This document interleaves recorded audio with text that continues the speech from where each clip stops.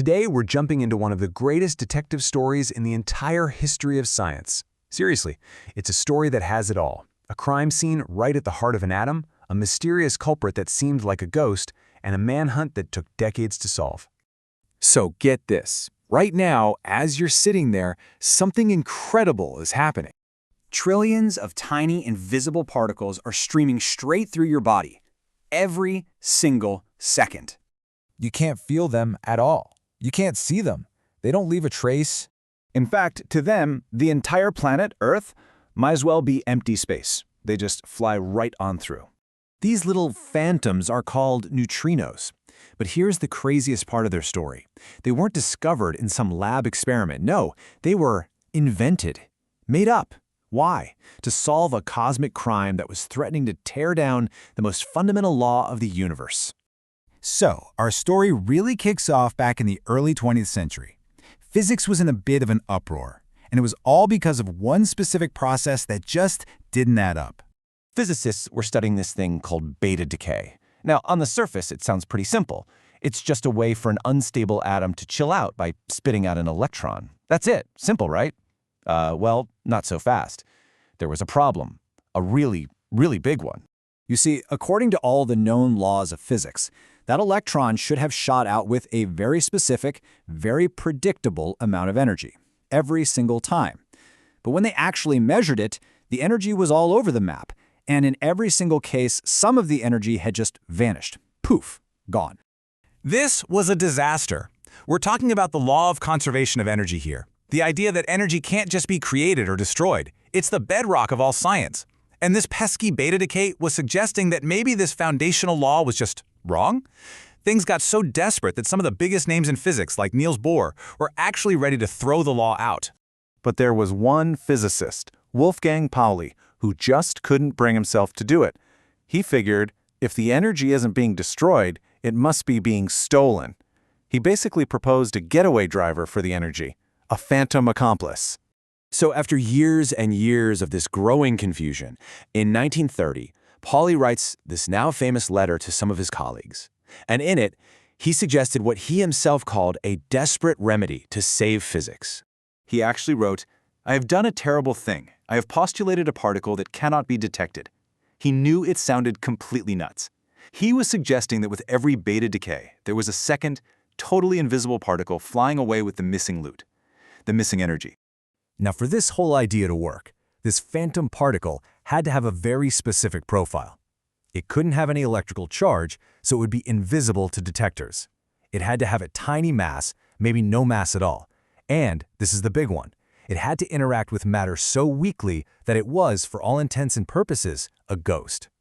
A few years later, the legendary physicist Enrico Fermi grabs this idea, builds the rigorous math behind it, and gives Pauli's ghost the perfect name. He called it the neutrino, which is just Italian for a little neutral one. And, well, the name totally stuck.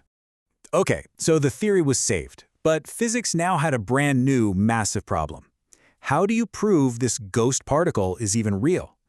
And that's what kicked off one of the most difficult manhunts in the history of science. And when I say difficult, I mean it seemed absolutely impossible. To give you some perspective, calculations showed that your average neutrino could travel through about 100 light-years of solid lead before it would even have a 50-50 chance of bumping into a single atom. Not a typo. Light-years of lead. It's just mind-boggling. So for more than 2 decades, that's what the neutrino was. It was just this elegant, convenient theory. A ghost in the machine of physics. I mean, seriously, how could you ever hope to catch something that elusive? Well, the answer finally came in 1956 from 2 physicists named Clyde Cowan and Frederick Raines, and their plan was just genius. First, they knew they needed a fire hose of neutrinos, just an overwhelming number of them. So they built their detector right next to a nuclear reactor, which just happens to churn out trillions of them every second. Next, they set the perfect trap, a huge tank of water. They were looking for that 1 in a trillion event where a neutrino would slam into a proton. If it happened, it would produce a very specific signature, 2 flashes of light, a double flash with a precise time delay between them. And after running their experiment for months, they saw it. That unmistakable double flash. The ghost had finally been caught. Wolfgang Pauli's terrible, desperate idea was actually real. And for that incredible achievement, Raines later got the Nobel Prize. But you know what? The story doesn't stop there. Not even close.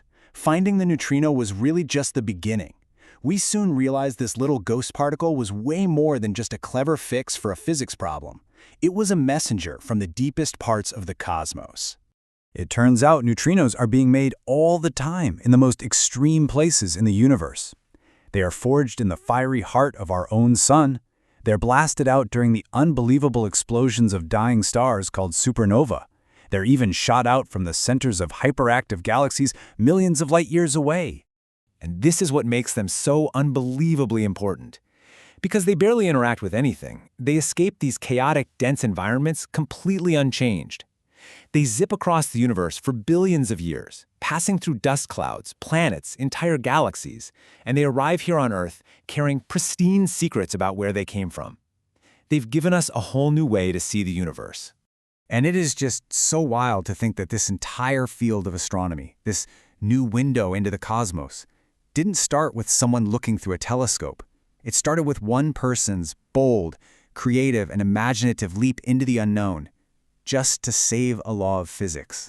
From a desperate remedy to a cosmic messenger, the story of the neutrino shows us that sometimes the greatest discoveries don't start with what we can see, but with the courage to imagine what must be there, hiding in plain sight.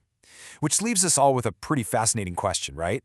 What other secrets are these cosmic ghosts whispering to us about our universe right at this very moment?